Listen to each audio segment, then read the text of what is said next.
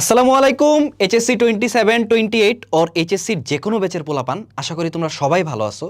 তো তোমাদেরকে আমি কালকে অলরেডি বা এর আগে একটা ভিডিওতে বলছিলাম যে তোমাদের চ্যাপ্টার 3 আইসিটি এইচএসসির আইসিটি চ্যাপ্টার 3 অর্থাৎ সংখ্যা পদ্ধতি ও ডিজিটাল ডিভাইস এই চ্যাপ্টারটা এই সংখ্যা পদ্ধতি ও ডিজিটাল ডিভাইসের তোমাদের এই চ্যাপ্টারটা আসলে আইসিটির বলতে পারো যে মানে ফার্স্ট একটা মেইন চ্যাপ্টার। মানে অনেকে আসলে 1-2কে মেইন চ্যাপ্টার বলে না বা শুরুর চ্যাপ্টার বলে না, এই 3 নাম্বার চ্যাপ্টারটাকে কি শুরুর চ্যাপ্টার বলে।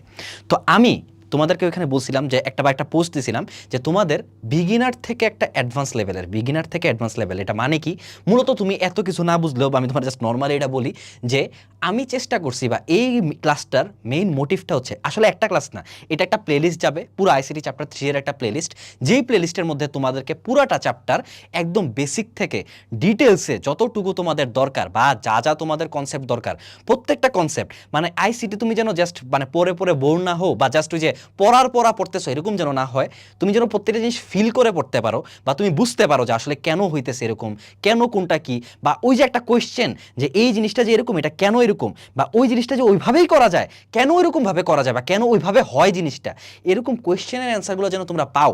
এবং আমার আরেকটা মোটিভ হচ্ছে এই ক্লাসগুলো করার পর যেন তুমি এরকমভাবে ক্যাপেবল হও যে তুমি নিজে আরেকজনকে পড়াইতে পারবা, তুমি কি নিজে আরেকজনকে পড়াইতে পারবা। এইভাবে কি ভাইয়া এই পুরাটা প্লেলিস্ট সাজাইছি। তো ভাইয়া চেষ্টা করব পুরাটা প্লেলিস্টের মধ্যে তোমাদের যেই ক্লাস লাগে বা যেই মানে যতগুলো লেকচার লাগে প্রত্যেকটা লেকচারে কি তোমাদেরকে পুরাটা চ্যাপ্টার গুছাই দেওয়া। তো এটার মূলত দুইটা পার্ট, একটা পার্ট হচ্ছে সংখ্যা পদ্ধতি, একটা পার্ট হচ্ছে ডিজিটাল ডিভাইস। তো ভাইয়ার তোমার এই ক্লাসগুলো আসলে 10 তারিখ থেকে যাবে। তুমি ভাইয়ার চ্যানেল অর্থাৎ তোমাদের যেই ইউটিউবে গিয়ে তোমরা যদি সার্চ দাও মহিমিনুল অমি, তোমরা কোথায় এই যে তোমরা যদি ইউটিউবে গিয়ে মহিমিনুল অমি সার্চ দাও তোমরা ভাইয়ার চ্যানেলে এই যে প্লেলিস্টে তোমরা পেয়ে যাবা। এখনো কিছু যায় না কারণ আমি এখনো রেকর্ড কোনো কিছু আপলোড দেইনি।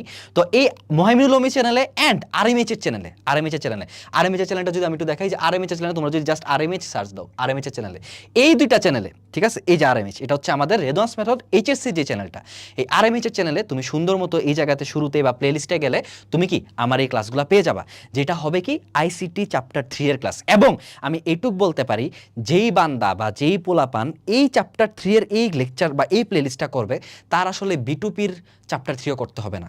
তুমি এইচএসসি অ্যান্ড এডমিশন বোথ জায়গায় চ্যাপ্টার 3 নিয়ে একদম চিন্তামুক্ত থাকতে পারবা। আর এই চ্যাপ্টার 3টা যে আসলে কতটা ইম্পর্টেন্ট বা বলতে পারো যে ফিজিক্সের ভেক্টর আছে না, তুমি আইসিটি চ্যাপ্টার 3 একটা ফিজিক্সের ভেক্টরের সাথে তুলনা করতে পারো কাইন্ড অফ, কারণ এই জিনিসটা আসলে তোমার অনেক জায়গায় লাগবে। ইভেন যারা সিএসসিতে পড়বা যেমন ভাইয়ার এই যে এই সেমিস্টারেও ডিএলডি কোর্স ছিল যেই কোর্সের মধ্যে আমার এই জিনিসগুলো লাগছে। তো তোমার এটা আসলে পরবর্তী জীবনে সিএসসি নিয়ে পড়লে তো অবশ্যই লাগবে, আর অন্যান্য ক্ষেত্রেও লাগতে পারে। তো এই জন্য তোমরা সুন্দর মতো এই জাস্ট ফ্রি প্লেলিস্ট, এটা ফ্রি প্লেলিস্ট, কোনো টাকা পয়সা কোনো কিছু দিতে হবে না, তুমি জাস্ট সুন্দর মতো ফ্রিলি এই জিনিসটা দেখবা। এবং তোমার যদি এই ক্লাসগুলো দেখে মানে এই যে দেখো আমি এখানে টপিক ওয়াইজও ভাগ করছি, এই কয়েকটা টপিকের তোমার টোটাল ক্লাস যাবে, যে সংখ্যা পদ্ধতি রূপান্তর, সংখ্যা পদ্ধতি যোগ বিয়োগ, calculator hacks, 2s complement, BCD কি বলে আস্কি কোড, ডিজিটাল ডিভাইস, সরলীকরণ, এইটা হচ্ছে দ্বিতীয় পার্ট।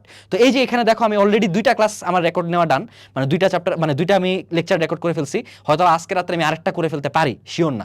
তো এই যে এখানে দেখো এই যে ভাইয়া একদম ডিটেলসে যা যা তোমার লাগে তুমি পিডিএফটা দেখতে পারবা, ক্লাসটা গেলে পিডিএফ দেখতে পারবা, এইভাবে তোমার যা যা দরকার পুরাটা ডিটেলসে পড়াই দিছি, ঠিক আছে।